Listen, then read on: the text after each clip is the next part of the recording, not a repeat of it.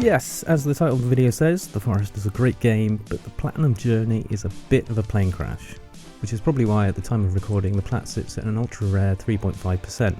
It's not that the game is incredibly difficult by any stretch, it's just the trophy list has problems, which I'll get into.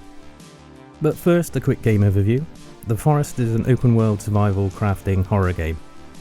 You play as a survivor of a plane crash on a seemingly uninhabited island somewhere. You awake from the crash to find your son is missing, and the mission is simple: find Timmy. So I started playing this game in co-op with my eldest daughter, and we had an amazing time. Hours of base building, exploring, and uncovering the story, and the horror aspect was completely on point. There was tension, jump scares, psychological horror, visceral horror, all the boxes ticked. Though I consulted the trophy list a few hours in, it didn't give much away in terms of the story, which was good, so we pretty much played the game blind. Apart from looking up if the lighter ever ran out, because that would have been awful. And we grabbed a few trophies on the way. The first for camping out together, then sharing some food and weapons. There was a nice trophy for spearing a fish, crafting some stealth armor, planting some seeds, and general survival stuff. As well as staying in a particular place, finding particular items, and completing a couple of sets of collectibles, which I'm not going to spoil here. Also, a great trophy for bashing a downed enemy's head in with a rock, and another for chopping off 50 body parts. Now by this point, we'd both died or been downed a whole bunch of times. There was a trophy for reviving co-op players 10 times, and I was sure by this point we should have both earned it.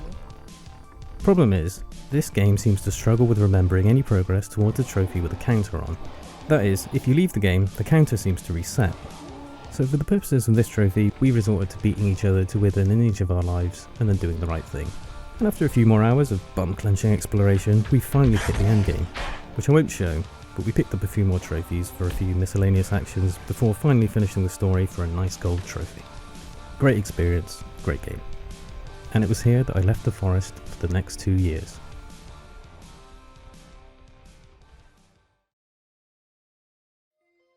So a great thing about finishing the game is it unlocks creative mode, which means you can basically play in God mode.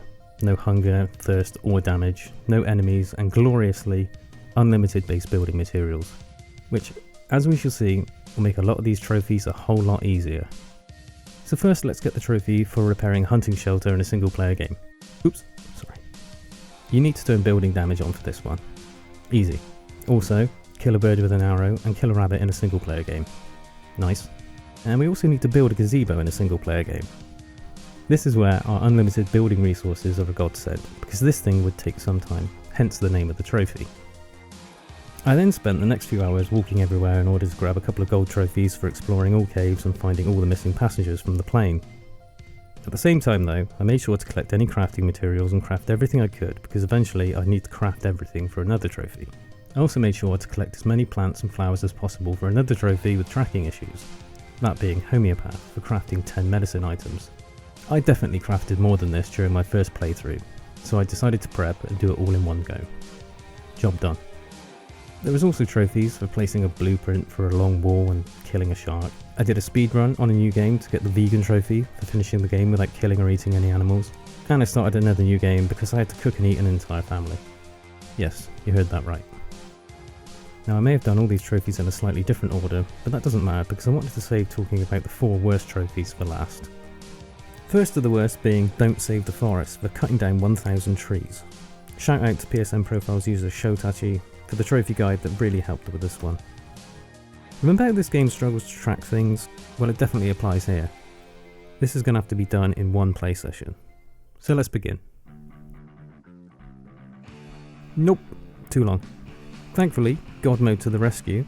In our little book of crafting recipes is a wonderful contraption used by lumberjacks worldwide known as the explosive tripwire. You just place it, craft it, and set it off by running into it. Rinse and repeat for half an hour. Next up is the aptly named Trophy Hunter trophy. This is for displaying the heads of every animal in the game. Most are pretty easy, weirdly the shark being the easiest, but there are 2 that drove me mad. First, the raccoon. I'm not exaggerating, I played the game for 24 hours and did not see a single one. So I looked up the locations online and went hunting, and yeah, I butchered that little trash panda. But for real frustration, we have to talk about the goose.